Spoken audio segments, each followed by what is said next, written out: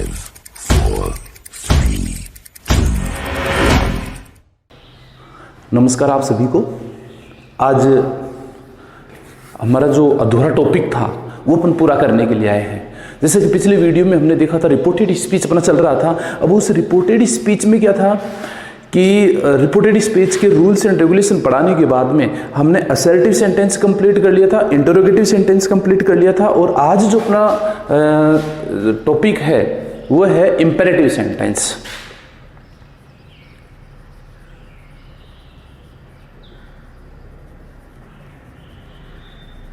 Imperative sentence, देखो imperative sentence किसे कहते हैं? देखो इंपेरेटिव सेंटेंस में सेंटेंस का भावार्थ अगर पता करें अपन तो भावार्थ के अंदर ऑर्डर्ड अपने को लगेगा। अगर किसी सेंटेंस में ऑर्डर दिया जा रहा है वो इंपेरेटिव सेंटेंस होता है। लिख लो, ऑर्डर वाला अगर सेंटेंस में भावार्थ ऑर्डर का है तो वो इंपेरेटिव होता है। रिक्वेस्ट का है, एडवाइस का है, या कोई वार्निंग दी जाए उनको हम इंपेरेटिव सेंटेंस बोलते हैं। जब इस प्रकार के सेंटेंस होते हैं तो अपने को क्या करना पड़ता है वो देखिए पहले कि जो रिपोर्टिंग वर्ब है, रिपोर्टिंग वर्ब, उस रिपोर्टिंग वर्ब सेड के स्थान पर आवश्यकता अनुसार ऑर्डर्ड, रिक्वेस्टेड, एडवाइज्ड, वार्न्ड का प्रयोग कर दिया जाता है। अब देखो पहचान क्या है इसकी। देखो इंपेरेटिव सेंटेंस दो प्रकार के होते हैं। पहली पहचान ये है कि वर्ब की फर्स्ट फॉर्म से स्टार्ट होता है। क्या? Reported speech.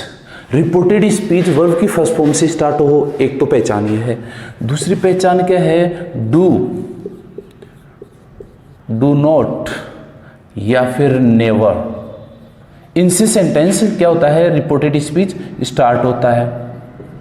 एक पहचान ये है, ठीक है। तीसरी पहचान क्या है इसकी? प्लीज या फिर काइंडली से सेंटेंस की शुरुआत होती है। ये पहचान है कौन से सेंटेंस की? इंपेरेटिव की। देखो एक बार फिर से रिपीट कर देते हैं कि वर्ब की फर्स्ट फॉर्म से अगर कोई सेंटेंस स्टार्ट होता है, यानी रिपोर्टेड स्पीच वर्ब की फर्स्ट फॉर्म से स्टार्ट होता है, वो इंपेरेटिव सेंटेंस कहलाता है। डू या डू नॉट से या फिर नेवर से अगर किसी सेंटेंस की स्टार्टिंग होती है वो इंपेरेटिव सेंटेंस कहलाता है। या फिर सेंटेंस के शुरू में ही, यानी रिपोर्टेड स्पीच के शुरू में प्लीज या काइंडली वर्ड आ जाते हैं, वो सेंटेंस इंपेरेटिव होते हैं। जब इस प्रकार के सेंटेंस आ जाते हैं तो अपन किस प्रकार से इसको डायरेक्ट से इनडायरेक्ट करते हैं वो उसमें देखते हैं। तो पहला अपन देखेंगे अभी वर्ब की फर्स्ट फॉर्म से स्टार्ट होने वाला सेंटेंस। तो वर्ब की फर्स्ट फॉर्म से स्टार्ट होने वाले सेंटेंस को देखो किस प्रकार से अपन क्लियर करते हैं वो देखो आप। पहले एक एग्जांपल दे देता हूं कि वर्ब की फर्स्ट फॉर्म से स्टार्ट होने वाला सेंटेंस होता कौन सा है। देखो वो देखते हैं कि टीचर सेड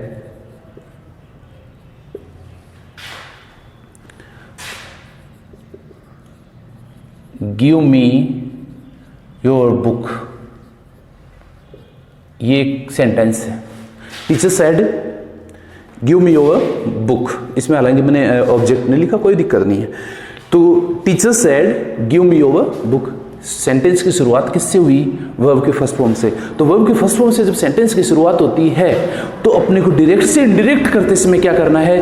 पहला रूल, दिया हुआ सब्जेक्ट हम ऐसे कैसे लिख देंगे? टीचर। फिर रिपोर्टिंग वर्ब सेड के स्थान पर आवश्यकता अनुसार, आवश्यकता का मतलब है कि इस सेंटेंस के भावार्थ के अनुसार, सेंटेंस का भावार्थ क्या निकल रहा है? या तो ऑर्डर निकल रहा है, रिक्वेस्ट निकल रही है, या वार्निंग दी जा रही है, या एडवाइज किया जा रहा है। तो यहाँ पर क्या है? टीचर है तो स्टूडेंट को बोलेगा क्या? टीचर तो स्टूडेंट का ही होता है, हर किसी का तो होता नहीं है। तो वो क्या कर रहा है? यहाँ पर ऑर्डर दे रहा है। तो हम देखेंगे द टीचर ऑर्डर्ड।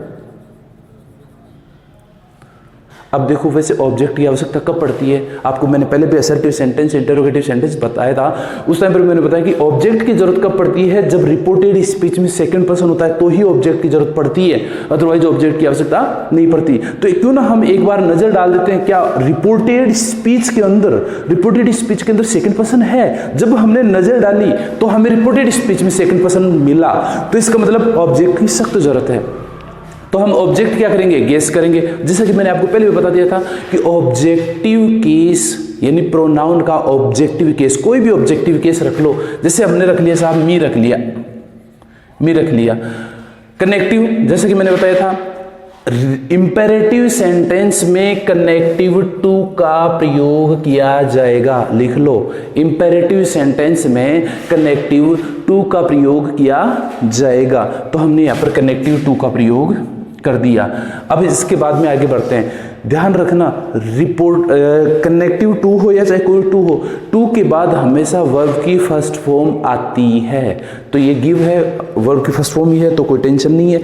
तो हम लिखेंगे टू गिव। ये मी क्या है? अब मी एक प्रोनाउन आ गया, तो प्रोनाउन का रूल वही है चेंज करने का, सन बटा 123। तो ये मी कौन सा पर्सन है? First person. फर्स्ट पर्सन किसके अकॉर्डिंग चेंज होगा? सब्जेक्ट के अकॉर्डिंग। सब्जेक्ट यहाँ पर क्या है? टीचर। मीन्स ये मी इस टीचर के अकॉर्डिंग चेंज होगा। अब बात करते हैं इसके केस की। ये कौन सा केस है? ये ऑब्जेक्टिव केस है। आई, माई, मी। तो मी क्या है? एक ऑब्जेक्टिव केस है। तो इस टीचर का भी ऑब्जेक्टिव केस उठाओ। टीचर क्या है? चाहे लेडीज हो चाहे जेंट्स हो, टीचर होता है। अब आप चाहे इसको ही मानो चाहे सी मानो, लेकिन जो भी आप मानते हो, अगर ही मानते हो तो इसका ऑब्जेक्टिव केस लेके आओ हिम, अगर सी मानते हो तो इसका ऑब्जेक्टिव केस लेके आओ हर। तो हर या हिम में से कोई से लगा दो, लेकिन जैसे मान लो अगर आपने ही मान लिया तो हमने यहां लगा दिया ही, सॉरी हिम, फिर यहां लगा दिया ये है। फिर इसके बाद में आगे बढ़ते हैं। योवर। ये योवर कौन सा पर्सन है? Second person. सेकंड पर्सन किसके अकॉर्डिंग चेंज होगा? ऑब्जेक्ट के अकॉर्डिंग। ऑब्जेक्ट यहां पर क्या है? हमने जो कि माना था मुख्य सेंटेंस के अंदर, तो ऑब्जेक्ट था ही नहीं, हमने ऑब्जेक्ट यहां पर माना। ऑब्जेक्ट क्या माना है? मी। मीन्स ये योवर इस मी के अकॉर्डिंग चेंज होगा। अब बात करते हैं इसके केस की। तो ये कौन सा केस है? ये पॉजिटिव केस है। You, योवर, you. तो ये योवर कौन सा है? पॉजिटिव केस है। तो इस मी का भी पॉजिटिव केस लेके आओ। तो इस मी का पॉजिटिव केस होता है माई, और बचा हुआ सेंटेंस हम लिख देंगे। तो इस प्रकार अपना ये इंपेरेटिव सेंटेंस का पहली विशेषता जो कि वर्ब की फर्स्ट फॉर्म से शुरू होती है वो हमने कंप्लीट कर दी है कि teacher ordered me to give him my book. ये इंपेरेटिव सेंटेंस की पहली विशेषता है। कहने का मतलब है कि यदि किसी सेंटेंस की शुरुआत वर्ब की फर्स्ट फॉर्म से होती है तो रिपोर्टिंग वर्ब सेड के स्थान पर आवश्यकता अनुसार, सेंटेंस के भावार्थ के अनुसार ऑर्डर्ड, एडवाइज्ड, रिक्वेस्टेड या फिर वार्न्ड का प्रयोग करने के बाद आगे बढ़िए। और इंपेरेटिव सेंटेंस का कनेक्टिव टू का प्रयोग होता है। टू के बाद में हमेशा वर्ब की फर्स्ट फॉर्म आती है।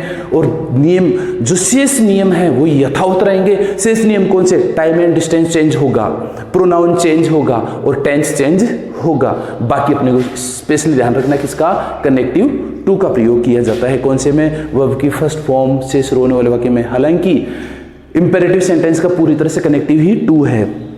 अब नेक्स्ट एग्जाम्पल और देख लेते हैं। जैसा कि मैंने बताया था, डू या डू नॉट या नेवर से स्टार्ट होने वाला वाक्य। तो पहले देख लेते हैं। Father said to me do your work on time. Do your work on time, ये एक सेंटेंस है। अब इस सेंटेंस को देखो कैसे करेंगे हम इनडायरेक्ट। रूल वही है जो मैंने आपको पहले बता दिए कि दिया हुआ सेंटेंस का सब्जेक्ट लिखो फादर, रिपोर्टिंग वर्ब सेड के स्थान पर आवश्यकता अनुसार। अब आप इसमें देखो क्या है, इसमें फादर क्या कर रहा है? इसमें ऑर्डर दे रहा है कि एडवाइज कर रहा है। क्या देखो अपने को, देखो पिताजी हमें एडवाइज करते हैं, तो अपन क्या करेंगे? Father advised me connective to. देखो ये टू हट जाता है, यहाँ पर कनेक्टिव टू का प्रयोग कर देते हैं। इसके बाद में वर्ब की फर्स्ट फॉर्म डू भी यहाँ पर वर्ब ही है, तो हम लिखेंगे डू। अब ये योर क्या है? योर एक प्रोनाउन है। योर कौन सा पर्सन है? Second person. सेकंड पर्सन किसके अकॉर्डिंग? ऑब्जेक्ट के अकॉर्डिंग। ऑब्जेक्ट यहाँ पर क्या है? मी। मीन्स ये योर इस मी के अकॉर्डिंग चेंज होगा। अब बात करते हैं इसके केस की। ये कौन सा केस है? ये पॉजिटिव केस है, तो इसका भी पॉजिटिव केस लेके आओ। तो हमने इसका पॉजिटिव केस माई लिख दिया। मी का पॉजिटिव केस क्या होता है? माई, आई, माई, मी। तो माई इसका पॉजिटिव केस है। फिर हम लिख देंगे यहाँ पर वर्क ऑन टाइम, यानी बाकी और कोई चेंज नहीं करना। अपने को सिर्फ चेंज करने के लिए रिपोर्टेड स्पीच में मात्र 3 ही चेंज होते हैं, वो है टाइम एंड डिस्टेंस, प्रोनाउन और टेंस। इन 3 के अलावा कोई चेंज नहीं करनी। जैसे मान लो टाइम है, ये टाइम एक वर्ड है, ये ना तो कोई टेंस है, ना कोई प्रोनाउन है, ना कोई टाइम एंड डिस्टेंस है, तो अपन इसको क्या करेंगे? इसको ऐसे जैसे छोड़ देंगे। यानी कि ये हुआ डू से स्टार्ट होने वाला वाक्य। एक है डू नॉट से स्टार्ट होने वाला वाक्य कि teacher said to him, do not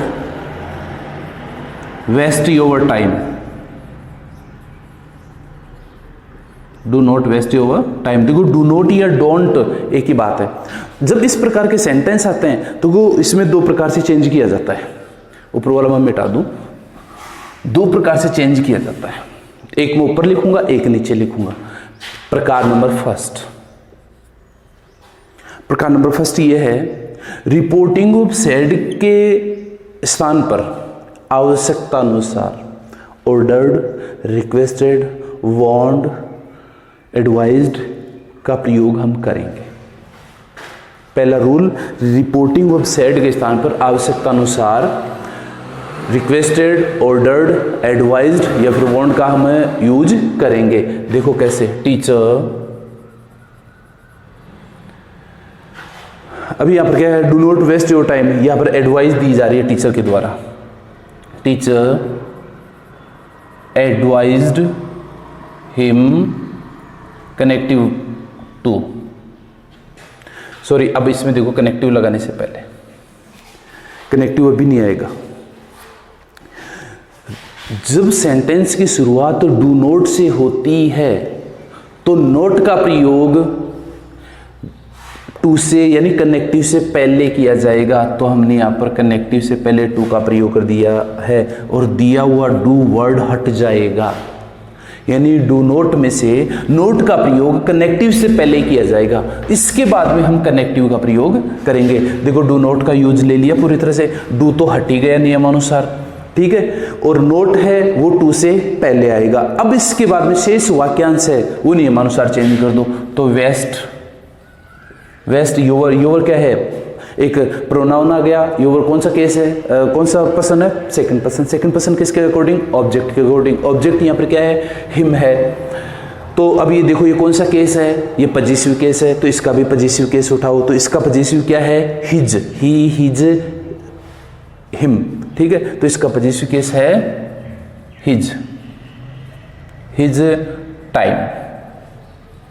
इस प्रकार एक प्रकार कंप्लीट होता है। कहने का मतलब यह है कि रिपोर्टिंग ऑफ सेड के स्थान पर आवश्यकता अनुसार एडवाइज्ड, रिक्वेस्टेड, ऑर्डर्ड या वार्न का प्रयोग कर सकते हैं। लेकिन जैसे ही रिपोर्टिंग वर्ब का ऑब्जेक्ट आता है तो नोट का प्रयोग कनेक्टिव से पहले किया जाएगा और दिया हुआ डू वर्ड हट जाएगा। यह है पहला प्रकार। दूसरा प्रकार इसका देखते हैं अपन कि रिपोर्टिंग ऑफ सेड के स्थान पर हम लिखेंगे फॉरबैड, फॉरबैड, FORBAD। रिपोर्टिंग ऑफ सेड के स्थान पर हम फॉरबैड का प्रयोग करेंगे। फॉरबैड का प्रयोग करने के बाद कनेक्टिव टू, यानी इस प्रकार के जब सेंटेंस में अगर हमने फॉरबैड, फॉरबैड का मतलब होता है मना करना, यानी ऑलरेडी हमने नेगेटिव वर्ड इसमें यूज में ले लिया तो बार बार नेगेटिव वर्ड आगे नहीं आएंगे। मींस आगे वाले सेंटेंस में डू नॉट वर्ड दोनों ही हट जाएंगे, यानी डू भी हट जाएगा और नॉट भी हट जाएगा, क्योंकि नॉट एक नेगेटिव वर्ड है और फॉरबैड का प्रयोग करते सेंटेंस ऑलरेडी नेगेटिव हो गया, इसलिए हम बार बार इसको क्या करेंगे, नेगेटिव नहीं देंगे। तो टू के बाद में ये वर्ड हट जाएगा और जो शेष वाक्यांश है वो नियमानुसार हम चेंज कर देंगे। वेस्ट, योवर वही है, पजेसिव केस है, सेकंड पर्सन है। सेकंड पर्सन किसके अकॉर्डिंग, ऑब्जेक्ट के अकॉर्डिंग। ऑब्जेक्ट यहाँ पर क्या है, हिम है, यानी हिम का पजेसिव केस क्या होगा, ये पजेसिव केस ही है, योवर पजेसिव केस है, तो इस हिम का भी पजेसिव केस लेके आओ। तो हम यहाँ लिख देंगे हिज टाइम। कहने का मतलब आप समझ गए, यानी reporting verb, sorry imperative sentence का डू नॉट से स्टार्ट होने वाले वाक्य जो सेंटेंस बनते हैं इसको अपन दो तरीके से चेंज करते हैं। पहला तरीका, रिपोर्टिंग ऑफ सेड के स्थान पर आवश्यकता अनुसार एडवाइज्ड, रिक्वेस्टेड, वार्नड आदि का प्रयोग कर सकते हैं। साथ ही जैसे ही ऑब्जेक्ट आ जाता है इसका कंप्लीट हो जाता है, ऑब्जेक्ट के बाद हम नोट का प्रयोग करेंगे, इस नोट के बाद हम टू का प्रयोग करेंगे, टू के बाद शेष वाक्यांश लिख देंगे। लेकिन रिपोर्टेड स्पीच में दिया हुआ डू नोट वर्ड हटा दिया जाएगा, यानी नोट तो हमने पहले लगा दिया इसलिए, लेकिन डू हट जाएगा, शेष वाक्यांश नियमानुसार चेंज कर देंगे। पहला प्रकार तो यह है। दूसरा है कि ये जो रिपोर्टिंग ऑफ सैड है, इस सैड के स्थान पर हम फॉरवर्ड का प्रयोग करेंगे। फॉरवर्ड का प्रयोग करने के बाद में आपको पता है कि सेंटेंस ऑलरेडी नेगेटिव हो चुका है, इसलिए आगे जाकर हम नॉट का प्रयोग नहीं करेंगे। तो फॉरवर्ड और हिम लगा दिया, कनेक्टिव टू का प्रयोग कर दिया, टू का प्रयोग करते ही दोनों सेंटेंस के बीच में टू का प्रयोग कर दिया। अब जो आगे दिया हुआ डू नोट वर्ड है ये आगे नहीं लिखा जाएगा, क्योंकि नोट वर्ड नेगेटिव है तो फॉरवर्ड भी नेगेटिव है। एक सेंटेंस में दो बार नेगेटिव नहीं आएंगे, इसलिए हम क्या करेंगे, इसको पूरी तरह से हटाकर शेष वाक्यांश हम आगे नियमानुसार चेंज कर देंगे। देखो वेस्ट लिख दिया, अब योवर है, प्रोनाउन है, प्रोनाउन नियमानुसार हिज आ गया और टाइम हमने लिख दिया। तो इस प्रकार इंपेरेटिव सेंटेंस का डू या डू नोट से स्टार्ट होने वाला सेंटेंस कंप्लीट होता है। इसी प्रकार ये डू नोट और नेवर एक ही बात है, तो हम चेंज नियमानुसार उसी हिसाब से चेंज करेंगे। अब है प्लीज या काइंडली से स्टार्ट होने वाला वाक्य इंपेरेटिव सेंटेंस का, कौन सा, प्लीज या फिर काइंडली से स्टार्ट होने वाला सेंटेंस। देखो इसमें क्या करना है, इसमें नियम वही है कि रिपोर्टिंग ऑफ सैड के स्थान पर आवश्यकता अनुसार रिक्वेस्टेड। अब आपको पता प्लीज या काइंडली अगर कोई वर्ड लगा रहा है तो ऑर्डर तो दे नहीं रहा, एडवाइज भी नहीं कर रहा, तो वो सिर्फ और सिर्फ क्या है, रिक्वेस्ट है। तो हम यहाँ पर रिक्वेस्टेड का प्रयोग कर देंगे। जैसे मान लो ये बोलेंगे कि student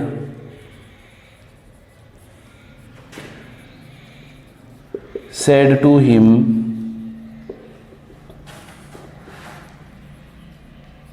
please give me your English book। ये एक सेंटेंस लिख दिया, student said to him please give me your English book, ये लिखा है। तो इसका हम इंपेरेटिव, देखो पहली विशेषता देख लो कि सेंटेंस की शुरुआत में क्या आ गया, प्लीज आ गया। देखो काइंडली भी आ सकता है, लेकिन प्लीज या काइंडली में रूल्स वही है, जो प्लीज में लगेंगे वही रूल्स काइंडली में लगेंगे। तो रूल्स तो सेम है, रूल्स में कोई वो नहीं है। तो अब आगे देखो इसको चेंज कैसे करेंगे, इसको चेंज करेंगे, स्टूडेंट क्या कर रहा है, रिक्वेस्ट,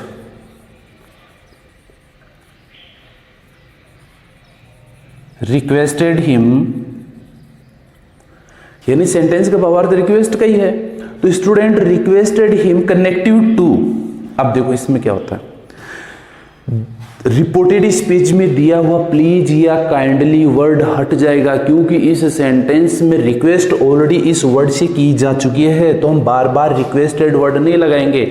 तो दिया हुआ रिपोर्टेड स्पीच में दिया हुआ प्लीज या काइंडली वर्ड हट जाएगा और शेष वाक्यांश नियमानुसार चेंज होगा। अब शेष वाक्यांश गिव बचा, तो हमने लिख दिया गिव मी। अब मी क्या है, प्रोनाउन है। मी कौन सा पर्सन है, फर्स्ट पर्सन है। फर्स्ट पर्सन किसके अकॉर्डिंग, सब्जेक्ट के अकॉर्डिंग। सब्जेक्ट यहाँ पर क्या है, स्टूडेंट। मीन्स ये मी इस यू के सॉरी इस स्टूडेंट के अकॉर्डिंग चेंज होगा। अब बात करते हैं इसके केस की। ये कौन सा केस है, ये है ऑब्जेक्टिव केस, मीन्स आई माई मी, यानी ये ऑब्जेक्टिव केस है। तो इसका भी ऑब्जेक्टिव केस उठाओ। देखो स्टूडेंट अब लड़की भी हो सकती है तो लड़का भी हो सकता है। जैसे मान लो हमने लड़की मान लिया स्टूडेंट को, तो ये इस जो लड़की है इसका ऑब्जेक्टिव केस क्या आएगा, तो सी हर, तो हम यहाँ पे लिखेंगे हर, क्योंकि इसमें स्टूडेंट का मतलब है कि जो इसका जेंडर है उसके अकॉर्डिंग हम इसका प्रोनाउन मानेंगे। तो हमने सी मान लिया, तो सी हर।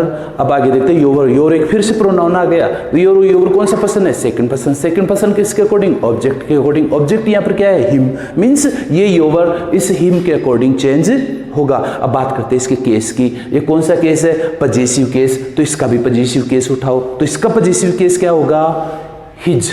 ही हिम, ही हिज हिम, तो इसका पजेसिव केस है हिज। तो हम लगाएंगे हिज इंग्लिश बुक। इस प्रकार ये इंपेरेटिव सेंटेंस होता है। अब देखो कुछ एक मिक्स्ड सेंटेंस आते हैं, इसके लिए भी अपने को देखो कैसे करते हैं। ये तो हुआ पहली विशेषता तो कंप्लीट हो गई कि इंपेरेटिव सेंटेंस की पहचान क्या है? वर्ब की फर्स्ट फॉर्म से स्टार्ट होने वाला वाक्य। दूसरी पहचान क्या है? डू या डू नॉट या नेवर से स्टार्ट होने वाला वाक्य। तीसरी विशेषता क्या है? प्लीज या काइंडली से स्टार्ट होने वाला सेंटेंस। देखो तीनों हो गए, लेकिन एक इंपेरेटिव सेंटेंस में मिक्स्ड सेंटेंस आते हैं कुछ। दो मिक्स्ड सेंटेंस किस प्रकार से कंप्लीट करते हैं हम वो एक बार देख लेते हैं।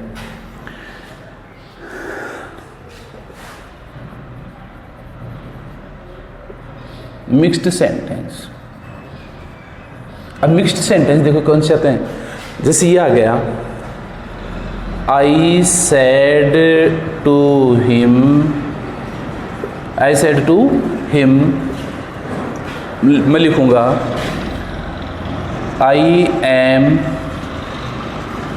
Going to your home, I am going to your home, comma will you go. अब देखो शुरुआत किससे हुई है? बिल्कुल असर्टिव सेंटेंस है, लेकिन लास्ट में जाके क्वेश्चन मार्क लग गया और यहां आकर कोमा लगने के बाद में सेंटेंस इंटरोगेटिव बन गया। इसको बोलते हैं मिक्स्ड सेंटेंस। जब इस प्रकार के सेंटेंस आते हैं, मिक्स्ड सेंटेंस आते हैं, तो इसको हम कैसे इनडायरेक्ट करते हैं? देखो इसमें कोई ज्यादा कोई बड़ा झंझट नहीं है, सिर्फ कंसंट्रेट होकर अपने मेरी बात सुनना, और जितना बड़ा सेंटेंस नहीं, बस पहले एक काम करते हैं, यहां तक का सोल्व करते हैं, इससे पहले तक का, इसको छोड़ो, इस कोमा से आगे का छोड़ देते हैं अपन, पहले इधर का ही सोल्व कर देते हैं। देखो अब यहां से लेकर यहां तक अगर इस सेंटेंस के ऊपर अपन नजर डालते हैं तो मात्र सेंटेंस एक असर्टिव सेंटेंस अपने को नजर आता है, तो नियम वही लागू होंगे जो असर्टिव सेंटेंस में। तो असर्टिव सेंटेंस में कौन सा नियम है? आई टोल्ड, सेड के स्थान पर किसका प्रयोग करते हैं असर्टिव सेंटेंस में? Told, told him, connective that, assertive sentence में कनेक्टिव दैट का प्रयोग करते हैं। अब आई कौन सा पर्सन है? First person. फर्स्ट पर्सन किसके अकॉर्डिंग? सब्जेक्ट के अकॉर्डिंग। सब्जेक्ट यहाँ पर क्या है? आई। ये आई इस आई के अकॉर्डिंग चेंज होगा। बात करते हैं अब इसके केस की। ये कौन सा केस है? सब्जेक्टिव केस है, तो इसका भी सब्जेक्टिव केस उठाओ, तो आई का सब्जेक्टिव केस आई। अब एम कौन सा टेंस है? एम एक टेंस आ गया। एम कौन सा टेंस है? Present continuous. तो जब हम टेंस पढ़े थे तो उसमें पढ़ा था कि present continuous tense change into past continuous. तो पास्ट कॉन्टिन्यूस की हेल्पिंग वर्ब क्या होती है? वोज या वर। तो अब आई के साथ वोज का प्रयोग होगा या वर का? आई के साथ वोज का प्रयोग होगा। तो हमने आई वोज फिर गोइंग लिख दिया नियमानुसार, गोइंग टू। अब देखो योवर, फिर एक प्रोनाउन आ गया। ये योवर कौन सा केस है? कौन सा पर्सन है? Second person. सेकंड पर्सन किसके अकॉर्डिंग चेंज होगा? ऑब्जेक्ट के अकॉर्डिंग। ऑब्जेक्ट यहाँ पर क्या है? हिम, मीन्स ये ओवर इस हिम के अकॉर्डिंग चेंज होगा। अब बात करते हैं इसके केस की। ये कौन सा केस है? पॉजिटिव केस है, तो इसका भी पॉजिटिव केस उठाओ। तो हिम का पॉजिटिव केस क्या होता है? His home. अब ये हो गया। अब बात करते हैं इसके आगे का। देखो इसमें दिया हुआ कोमा, इस कोमा को हटाओ और इसके स्थान पर एंड का प्रयोग करो। अब देखो इसके बाद में सेंटेंस क्या हो गया? Interrogative sentence. अब आपको पता है जब सेंटेंस इंटरोगेटिव होता है तो रिपोर्टिंग वर्ब का प्रयोग हम करते आए हैं। तो रिपोर्टिंग वर्ब इसमें तो है नहीं, लेकिन अपन रिपोर्टिंग वर्ब ये मान के चलते हैं। तो हम यहाँ पे लिखेंगे एंड आस्क्ड, क्योंकि हमने इंटरोगेटिव सेंटेंस में रिपोर्टिंग और सेड के स्थान पर हमने किसका प्रयोग किया था? आस्क्ड का प्रयोग किया था। तो एंड आस्क्ड कनेक्टिव। जब सेंटेंस हेल्पिंग वर्ब से शुरू होता था, इंटरोगेटिव में हमने देखा कि जब सेंटेंस हेल्पिंग वर्ब से शुरू होता है तो हमने कनेक्टिव किसका प्रयोग किया था? इफ का। तो इफ। अब बात करते हैं आगे वाले सेंटेंस की। तो यू कौन सा केस, कौन सा पर्सन है? Second person. सेकंड पर्सन किसके अकॉर्डिंग? ऑब्जेक्ट के अकॉर्डिंग। ऑब्जेक्ट यहाँ पर क्या है? हिम, मीन्स ये यू इस हिम के अनुसार चेंज होगा। बात करते हैं इसके केस की। ये कौन सा केस है? सब्जेक्टिव केस है। इसका मतलब ये नहीं कि जो लास्ट में दे रखा है तो सब्जेक्टिव। देखो सेंटेंस ऐसे शुरू हुआ, ये हेल्पिंग वर्ब है, सब्जेक्ट है, मैन वर्ब है, ये सब्जेक्ट है, तो सब्जेक्ट, इसका भी सब्जेक्ट उठाओ। तो इसका सब्जेक्ट क्या होगा? If he. अब है हेल्पिंग वर्ब, तो would, will change into would, तो ही वुड गो। इस प्रकार ये सेंटेंस चेंज होते हैं। देखो इसमें कुछ नहीं है, यहाँ पर आस्क का प्रयोग कर दिया। सपोज करो यहाँ पर अगर सिंपल सेंटेंस होता तो हम सैड लिख देते, यहाँ पर क्या कर देते? सैड, फिर कनेक्टिव दैट फिर आ जाता। यानी अगर सेंटेंस, ये तो इंटरोगेटिव हो गया इसलिए हमने आस्क्ड का प्रयोग कर दिया। अगर ये सेंटेंस सिंपल होता तो तो हम क्या करते हैं, रूल वो लगाते तो असर्टिव में होते, यानी कि इस आस्क्ड के स्थान पर सेड का प्रयोग करते, कनेक्टिव दैट का प्रयोग करते, बाकी चेंज नियमानुसार हो जाता। तो इस प्रकार इसको बोलते हैं मिक्स्ड सेंटेंस। तो मिक्स्ड सेंटेंस यहाँ पर कंप्लीट होते हैं। अब बात अगला नेक्स्ट सेंटेंस जो अपनाता है वो है ऑप्टेटिव सेंटेंस।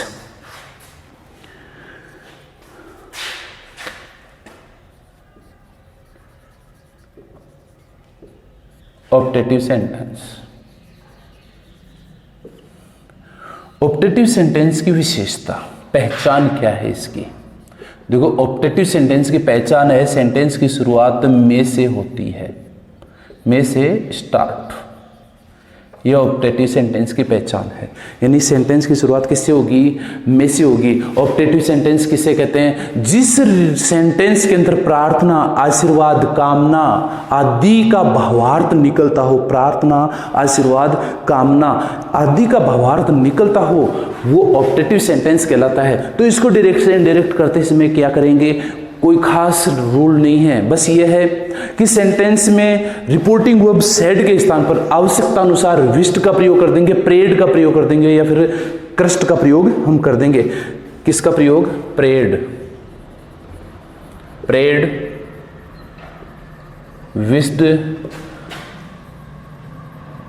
क्रस्ट का प्रयोग हम कर देंगे। रिपोर्टिंग ऑफ सेड के स्थान पर आवश्यकता अनुसार हम प्रेड, विश्ड या फिर क्रस्ट का प्रयोग करेंगे। और इस प्रकार के सेंटेंस में कनेक्टिव किसका प्रयोग किया जाता है? दैट का। जबकि इंपेरेटिव सेंटेंस में कनेक्टिव किसका प्रयोग होता था? टू का। अब देखो, इसके लिए हम एक एग्जाम्पल देख लेते हैं।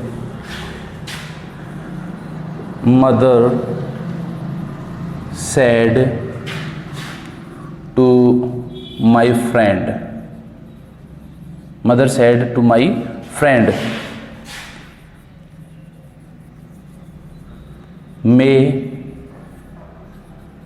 God bless you. अब ये एक सेंटेंस बना है। सेंटेंस की शुरुआत किससे हुई? में से। यानी ऑप्टेटिव सेंटेंस की पहचान क्या है? सेंटेंस की शुरुआत किससे होती है? में से। जब इस प्रकार का सेंटेंस अपने पास में आता है तो हम आगे देखेंगे इसको इनडायरेक्ट कैसे करेंगे। तो हम लिखेंगे मदर सेड, मैंने बोला था सेड के स्थान पर आवश्यकता अनुसार यानी सेंटेंस के भावार्थ के अनुसार प्रेड, विश्ड, क्रस्ट आदि का प्रयोग करेंगे। तो यहां पर क्या कर रही है? माता जी विश कर रही है, अपने लिए कामना कर रही है। तो हम लिखेंगे मदर विश्ड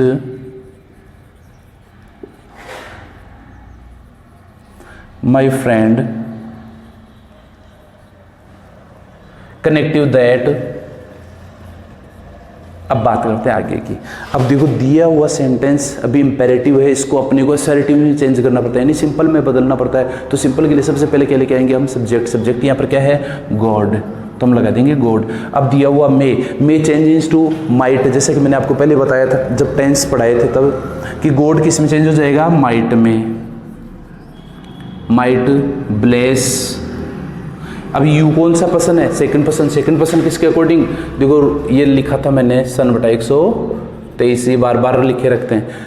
सेकंड पर्सन किसके अकॉर्डिंग? ऑब्जेक्ट के अकॉर्डिंग। ऑब्जेक्ट यहाँ पर क्या है? माई फ्रेंड, यानी ये यू इस माई फ्रेंड के अनुसार चेंज होगा। अब ये बात करते हैं इसके केस की। ये कौन सा केस है? ये ऑब्जेक्टिव केस है, तो इसका भी ऑब्जेक्टिव केस उठाएंगे। तो माई फ्रेंड का ऑब्जेक्टिव केस क्या होगा? ही, हिज, हिम। तो हम यहाँ लिख देंगे हिम। इस प्रकार ये मे वाला सेंटेंस कंप्लीट होता है। देखो, अब इसमें एक सेंटेंस और है, मान लो, थोड़ी सी मैं आपको बता दूं कि कुछ में से स्टार्ट होने वाले सेंटेंस और भी हैं, लेकिन वो हर सेंटेंस ही ऐसा नहीं कि ऑप्टेटिव सेंटेंस ही। जैसे मान लो ये बोल दिया, स्टूडेंट सेड मे आई कम इन सर। एक सेंटेंस है। सेंटेंस की शुरुआत तो किसी हो गई? में से, लेकिन देखो इसमें क्या है? स्टूडेंट। अब इसमें हम दो वर्ड लिखेंगे, या तो आस्क्ड, क्योंकि ये सेंटेंस क्या है? वो है इंटरोगेटिव सेंटेंस। मे आई कम इन सर, ये परमिशन मांग रहा है। परमिशन मांग रहा है कि मैं आई कमिंग सर। अब ये जो टीचर है या कोई भी अंदर बैठा है वो ये बोलेगा कि नो या फिर यस, तो लेकिन ये परमिशन मांग रहा है तो इसका मतलब ये प्रार्थना तो कर रहा है, रिक्वेस्ट तो कर रहा है, लेकिन सेंटेंस क्या है, इंटरोगेटिव है। ये पूछ रहा है कि मैं अंदर आऊं कि नहीं आऊं, या मैं अंदर आ सकता हूं, तो ये पूछ रहा है। तो हम यहां लिखेंगे student asked respectfully, student asked respectfully sir, या कनेक्टिव डायरेक्ट लिख देंगे। हमें कनेक्टिव क्या है, इफ, सेंटेंस इंटरोगेटिव है ना, इसलिए हम यहां पर क्या करेंगे, इफ का प्रयोग करेंगे। अब इसके बाद में सब्जेक्ट लेके आएंगे। सब्जेक्ट यहाँ पर क्या है, आई। आई कौन सा पर्सन है, फर्स्ट पर्सन। फर्स्ट पर्सन किसके अकॉर्डिंग, सब्जेक्ट के अकॉर्डिंग। सब्जेक्ट यहाँ पर क्या है, स्टूडेंट। मीन्स ये आई इस स्टूडेंट के अकॉर्डिंग चेंज होगा। ये कौन सा केस है, सब्जेक्टिव केस, तो इसका भी सब्जेक्टिव केस उठाओ। तो हम यहाँ पर लिख देंगे ही या फिर सी, दोनों में से कोई एक। तो यहाँ लिख देंगे इफ ही, अब देखो मे है, may changes to might, he might come in. Sentence के अंत में दिया हुआ सर या मैडम वगैरह कोई भी वर्ड दिया हुआ हो, इसको अपन क्या कर देंगे, हटा देंगे, क्योंकि ऑलरेडी हमने रेस्पेक्टेड वर्ड यूज में ले लिया। अब देखो इसको हम दूसरे वर्डों में, दूसरे में भी चेंज किया जा सकता है कि स्टूडेंट रेस्पेक्टफुली आस्क्ड का भी हम प्रयोग कर सकते हैं, या फिर इन दोनों का आगे पीछे भी कर सकते हैं कि student asked respectfully if he might come in. इस प्रकार ये सेंटेंस होता है। यानी मे से स्टार्ट होने वाले सेंटेंस में अगर आपको प्रे यानी प्रार्थना, आशीर्वाद, एक कामना नजर आए, वो सेंटेंस ऑप्टेटिव कहलाता है। लेकिन मे आई कम इन सर एक सेंटेंस इंटरोगेटिव है, ये ऑप्टेटिव सेंटेंस नहीं है। तो इस प्रकार ये ऑप्टेटिव सेंटेंस अपना कंप्लीट होता है। अब लेते हैं अपन, मेरे इसमें मार्कर में थोड़ी सी फ्यूल की कमी पड़ गई है, तो मैं आपसे रिक्वेस्ट करता हूं 2 मिनट वेट कीजिए आप, मैं फ्यूल डाल लूं। अपना जो अगला सेंटेंस है वो है एक्सक्लेमेटरी सेंटेंस।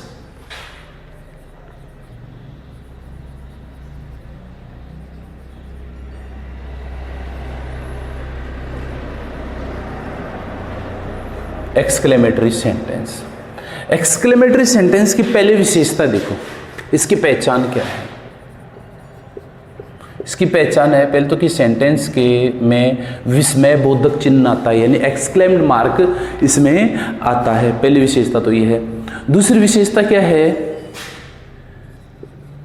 सेंटेंस के अंदर हुर्रा,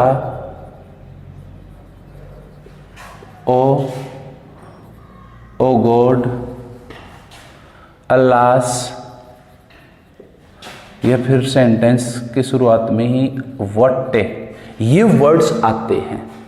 ये पहचान है, hurrah, oh God, alas, what, इस प्रकार के सेंटेंस उसमें आते हैं, वर्ड्स एक्सक्लेमेटरी सेंटेंस के अंदर आते हैं। जब इस प्रकार के सेंटेंस आते हैं तो अपने को डायरेक्ट से इनडायरेक्ट कैसे करते हैं। देखो एक्सक्लेमेटरी सेंटेंस को एक्सक्लेमेटरी सेंटेंस 3 प्रकार के होते हैं। देखो मैं आपको पहले एक्सप्लेन कर दूं वो तीनों प्रकार कौन से होते हैं।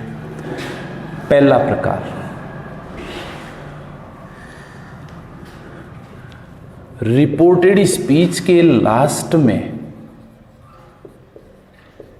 अगर कोई नाउन आता हो, रिपोर्टेड स्पीच के लास्ट में कोई नाउन आता हो, पहली विशेषता ये है, नाउन आता है। दूसरी विशेषता क्या है, ये अलग अलग सेंटेंस के प्रकार हैं। पहला प्रकार सेंटेंस का प्रकार कि एक सेंटेंस तो वो होता है जो रिपोर्टेड स्पीच के लास्ट में नाउन आए, एक्सक्लेमेटरी हो गया। दूसरी विशेषता है कि रिपोर्टेड स्पीच के लास्ट में या तो मैन वर्ब आए या फिर हेल्पिंग वर्ब आए। दूसरी विशेषता ये हो गई, आप लिखते जाओ।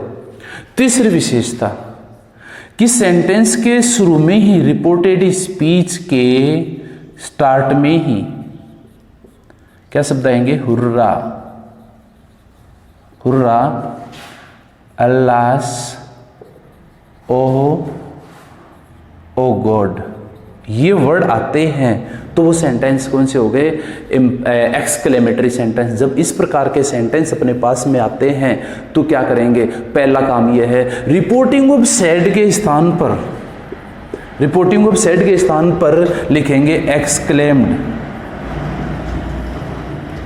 एक्सक्लेम्ड, रिपोर्टिंग ऑफ सेड के स्थान पर हम किसका प्रयोग करेंगे? एक्सक्लेम्ड का प्रयोग करेंगे। जब अपने को सेंटेंस का भावार्थ पता चल जाए, देखो इसमें क्या है, अल्लाह अस्कार इनका हुर्रा का कब प्रयोग करते हैं? जब खुशी हो, कोई दुख हो, आनंद की प्राप्ति हो, सरप्राइज हो, वो एक्सक्लेमेटरी सेंटेंस होते हैं। तो जब सेंटेंस एक्सक्लेमेटरी होता है तो रिपोर्टिंग ऑफ सेड के स्थान पर हम एक्सक्लेम्ड का प्रयोग करेंगे। जब सेंटेंस का भावार्थ का पता नहीं चलता हो तो हम एक्सक्लेम्ड का प्रयोग कर देंगे। जब हमें सेंटेंस के भावार्थ का पता चल गया तो रिपोर्टिंग ऑफ सेड के स्थान पर हम लिखेंगे एक्सक्लेम्ड। अगर मान लो जॉय, आनंद की प्राप्ति हो किसी सेंटेंस में, exclaimed with Joy, exclaimed with surprise, surprise, exclaimed with surprise, exclaimed with सोरो। इस प्रकार हम इन वर्ड्स को यूज में लेंगे। अगर दुख प्रकट करने वाला अगर सेंटेंस है तो हम सोरो को प्रयोग कर देंगे। सरप्राइज हो रहा है तो हम सरप्राइज का प्रयोग कर देंगे। अगर उस सेंटेंस से अपने को भावार्थ पता चला कि इसमें आनंद की प्राप्ति हो रही है तो हम इसमें क्या कर देंगे? जॉय का प्रयोग कर देंगे। लेकिन exclaimed with Joy, exclaimed with surprise, exclaimed with सोरो का प्रयोग कर देंगे किसके स्थान पर? सैड के स्थान पर। देखो हम अब इसके लिए एग्जांपल देखना शुरू करते हैं। तो पहला है रिपोर्टेड स्पीच के लास्ट में अगर कोई नाउन आए तो हमें क्या करना होता है?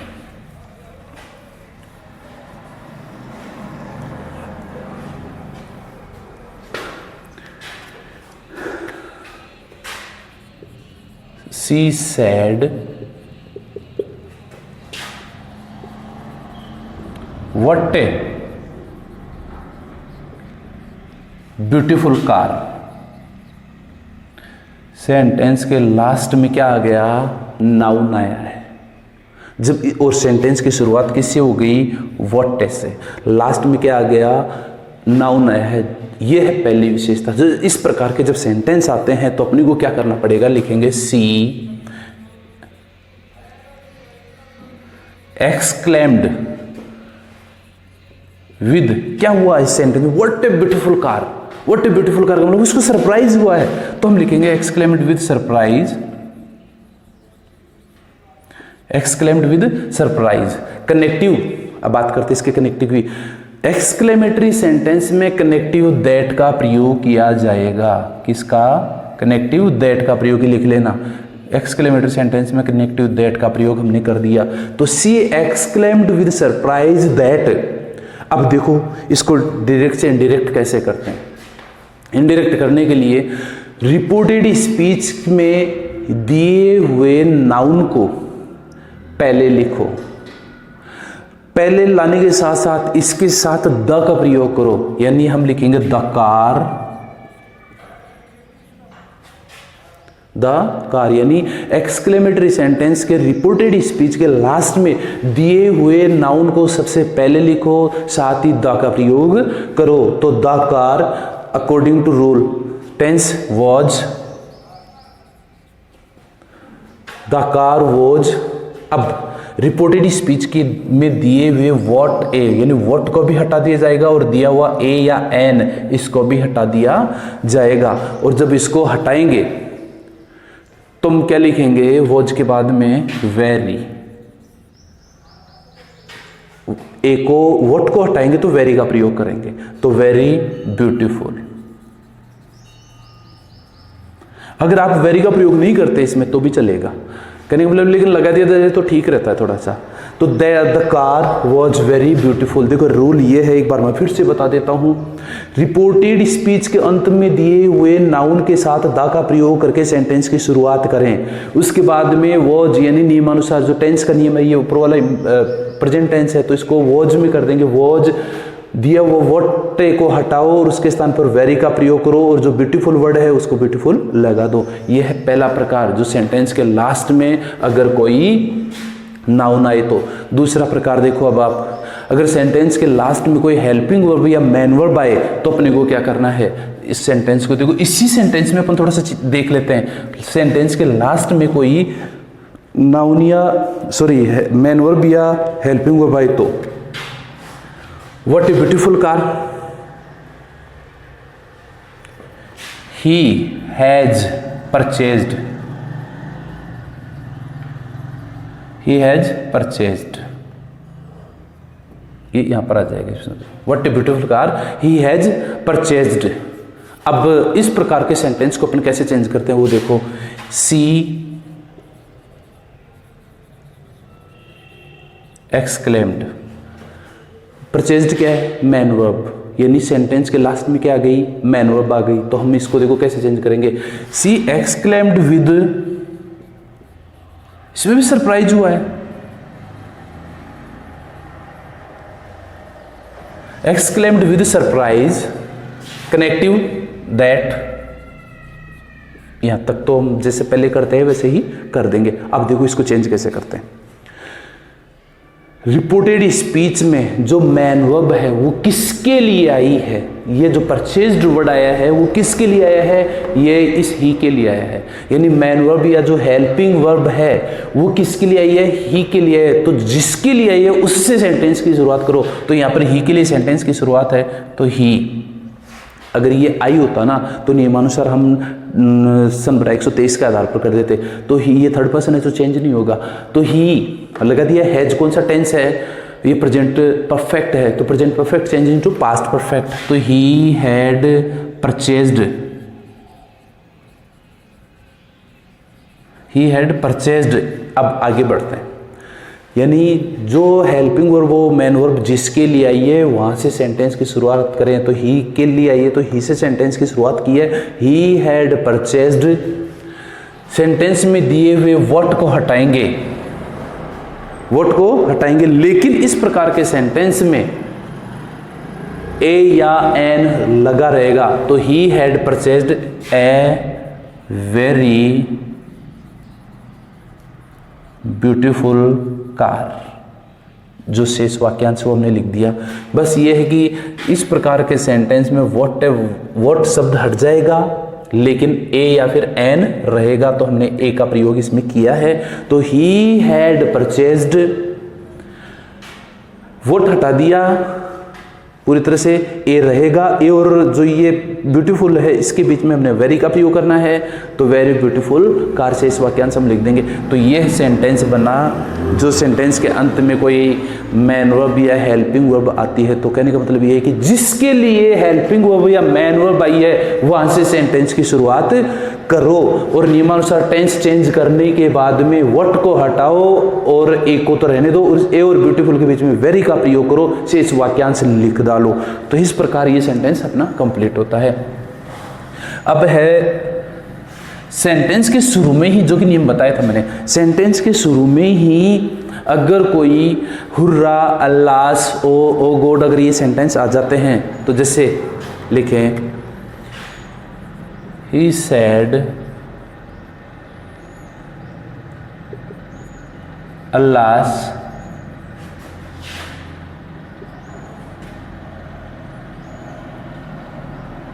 he is no more, he is no more। ये अपना सेंटेंस हुआ है। तो इस प्रकार के सेंटेंस को क्या करेंगे, ही exclaimed विद सोरो, दुख हुआ है इसको, अल्लास, तो दुख हुआ है तो ही एक्सक्लेम्ड विद सोरो, कनेक्टिव दैट का प्रयोग करेंगे। रिपोर्टेड स्पीच में दिए हुए अल्लास, हुर्रा, ओ गॉड, ये जो वर्ड्स आते हैं इनको हटा दिया जाएगा। इसके बाद में शेष वाक्यांश नियमानुसार चेंज होगा। तो ही कौन सा पर्सन है, थर्ड पर्सन है। थर्ड पर्सन क्या होगा, नो चेंज। थर्ड पर्सन क्या है, नो चेंज। तो he is present continuous change into past continuous, तो was no more। ये अपना सेंटेंस कंप्लीट होता है। जैसे मान लो एक और हो गया कि I said to him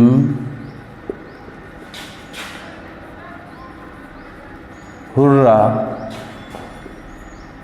we won the match, we won the match। ये अपना एक सेंटेंस है, तो इसमें क्या लिखेंगे, आई एक्सक्लेम्ड विद, अब इसमें देखो खुशी हुई है, इसमें खुशी हुई है, हुर्रा हम मैच जीत गए, तो exclaimed with Joy, connective that. Reported speech में दिए हुए हुर्रा, अल्लास वगैरह जो भी वर्ड्स आते हैं इनको हटा दिया जाएगा, शेष वाक्यांश नियमानुसार चेंज किया जाएगा। अब देखो इसमें क्या है, अगर ये प्लूरल है तो इसका भी प्लूरल ही उठाना पड़ेगा। ये वी है, वी कौन सा पर्सन है, फर्स्ट पर्सन। फर्स्ट पर्सन किसके अकॉर्डिंग, सब्जेक्ट के अकॉर्डिंग। सब्जेक्ट यहाँ पर क्या है, आई। अब बात करते हैं इसके केस की, ये कौन सा केस है, सब्जेक्टिव केस, तो इसका भी सब्जेक्टिव केस उठाओ। लेकिन बात तो ये है, लेकिन ये प्लूरल है और ये सिंगुलर है, यानी इसका भी प्लूरल ही उठाना पड़ेगा, तो इसका प्लूरल क्या होगा, वी, वुन। अब ये हो गया past indefinite. Past indefinite change into past perfect, और पास्ट परफेक्ट की हेल्पिंग वर्ब क्या होती है, had. We had won the match। इस प्रकार ये सेंटेंस अपना कंप्लीट होता है। तो एक्सक्लेमेटरी सेंटेंस आज अपना कंप्लीट हुआ। अब एक लास्ट और बचा है, वो मैं आपको बता दूं। कुछ सेंटेंस होते हैं universal truth. Universal truth, universal truth का मतलब होता है सार्वभौमिक सत्य, जो सच है, इसमें कोई टेंस का, कोई और किसी का प्रभाव नहीं पड़ता, सिर्फ सच है। जैसे सच ये है कि he said the sun rises in the east।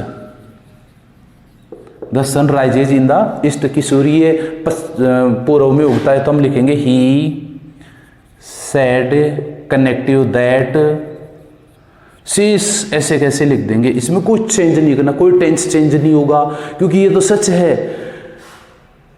The sun rises in the east, यानी यूनिवर्सल ट्रुथ वाले सेंटेंस में कोई चेंज नहीं होता। जैसे एक सेंटेंस है 2 and 2 make 4, यानी 2 और 2 से 4 बनते हैं, तो 2 and 2 make 4, ये क्या है, यूनिवर्सल ट्रुथ है। और जब यूनिवर्सल ट्रुथ वाले जो सेंटेंस होते हैं उसको डायरेक्ट से इनडायरेक्ट करते हैं, इसमें कोई चेंज नहीं किया जाता। तो आज इस प्रकार अपना रिपोर्टेड स्पीच यानी डायरेक्ट से इनडायरेक्ट करने वाले सेंटेंसेस कंप्लीट हुए, जिसको नरेशन भी बोलते हैं।